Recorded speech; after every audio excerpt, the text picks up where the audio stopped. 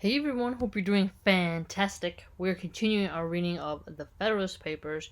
We're still dealing with the same topic that's been quite extensive, is the insufficiency of a confederacy to preserve the Union.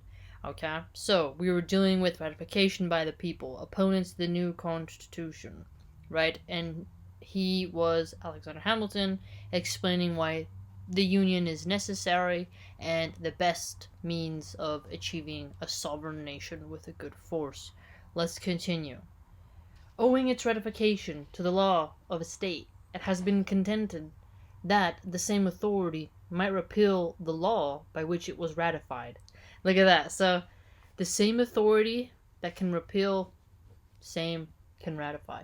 However gross a heresy it may be to maintain that a party to a compact has a right to revoke that compact.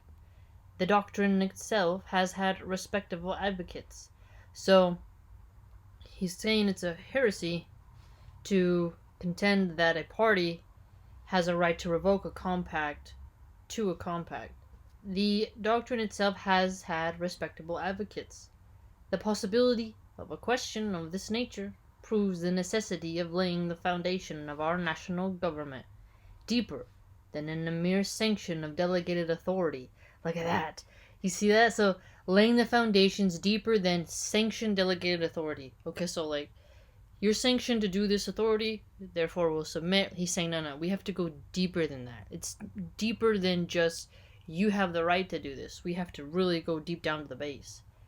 The fabric of American empire ought to rest on the solid basis of the consent of the people.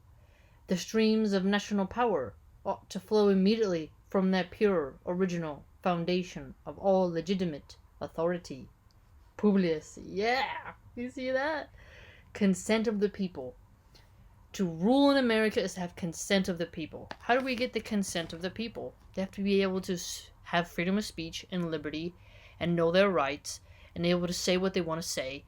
And the Second Amendment helps the government see where the consent's going to be. So it's not Biden or anyone else gets to do executive order and just bypass the people. We're gonna only poll these group of people. Oh, the urbans get to have more say than the farmers. No. The consent of all the people. So it's really important.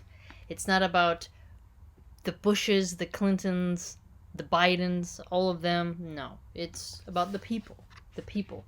And the fabric of the American empire stemming from the people. Not transnational corporations or big tech companies. Not Zuckerberg, not Jack Dorsey, none of these weirdos. The people. And anyone getting in the way of the rights of the people and holding the voice that will show the consent of people is wrong. So think about it. You can't show your consent if you're not allowed to speak. And if you're only allowed to say yay, but you're not allowed to say nay, you're not really able to give your full consent. So, you see how big tech companies are removing the consent of the people. They say, oh, democracy dies in darkness. No, it dies by big tech with the woke cheering, yay, yay, and hiding behind big daddy tech. So, Alexander Hamilton would not have approved of that. Alright, guess what? Now we're in a new topic. Interesting, right? Finally, a new topic. Essay number 23. The necessity of a government as energetic as the one proposed to the preservation of the Union. Alexander Hamilton. Now that's a title. That's a title. The necessity of a constitution as least equally energetic with the one proposed to the preservation of the Union is the point at the examination of which we are now arrived. I love how he says it. So constitution is necessary. It has to actually be energetic. It's not this placated, subdued, just wait and bait. No, it's alive, right? And it's alive, and because it's alive, it's going to preserve, right, the Union. So the point of examination is here. This inquiry will naturally divide itself into three branches, okay? So let's go. 3 branches.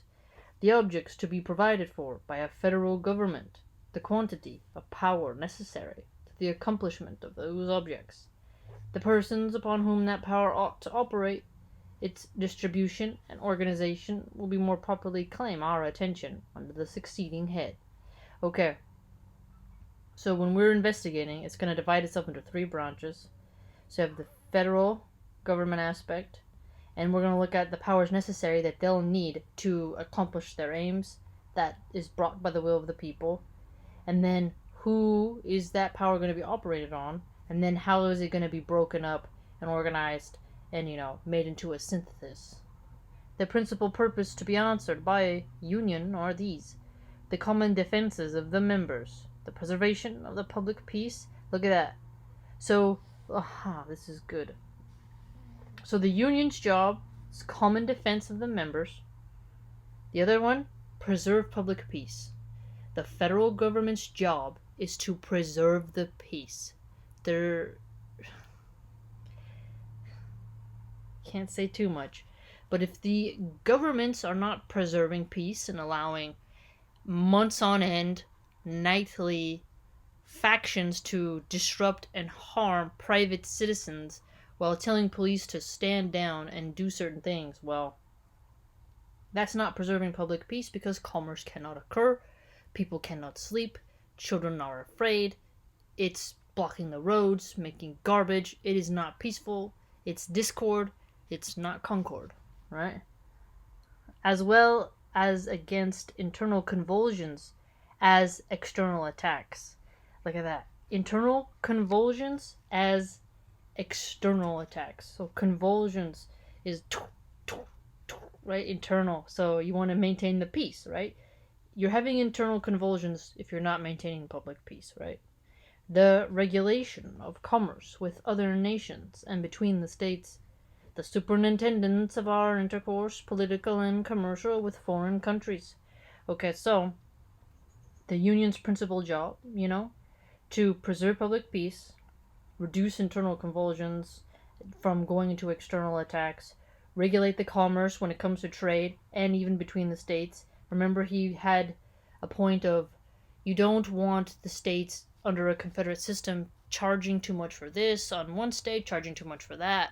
The crossing over of state lines is going to cause issues in commerce if there isn't a set standard that they can come to a certain agreement. And if there wasn't the agreement, remember, he said it was going to be even harder to establish treaties with other nations, because they'll be able to say, hey, you know what, your confederate system and your economic tax revenue policy isn't sufficient. We'll go with this part of the confederacy but not part of the whole union. But that's why he's saying, no, we have to have the whole union, and there has to be a standard that the states will meet of the union, and then we will have the representatives of Congress negotiate by the consent of the people what will be done concerning foreign policy and such, and commerce. And so commercial and political, right? All domestically and foreign. So we have it pretty clear. The authorities essential to the common defense are these. Okay. Let's see. To raise armies. So the authority that is granted to the federal union is to raise armies, you see, to build and equip fleets, to prescribe rules for the government of both, to direct their operations, to provide for their support. These powers ought to exist without limitation, because it is impossible to foresee or to define. Yeah, it is hard to foresee, and to define the extent and variety of national exigencies, and the correspondent extent and variety of the means which may be necessary to satisfy them. So, need to have dynamic approaches, and what's the necessary satisfaction limit. The circumstances that endanger the safety of nations are infinite, and for this reason no constitutional shackles can wisely be imposed on the power to which the care of it is committed. Aha. So, because there's so many diverse risks that can ruin your nation, and he says they are infinite, meaning, it's wave after wave, you have to be careful what shackles you put on the Constitution and what you impose upon it. You need to really take care with that, essentially, he's contending.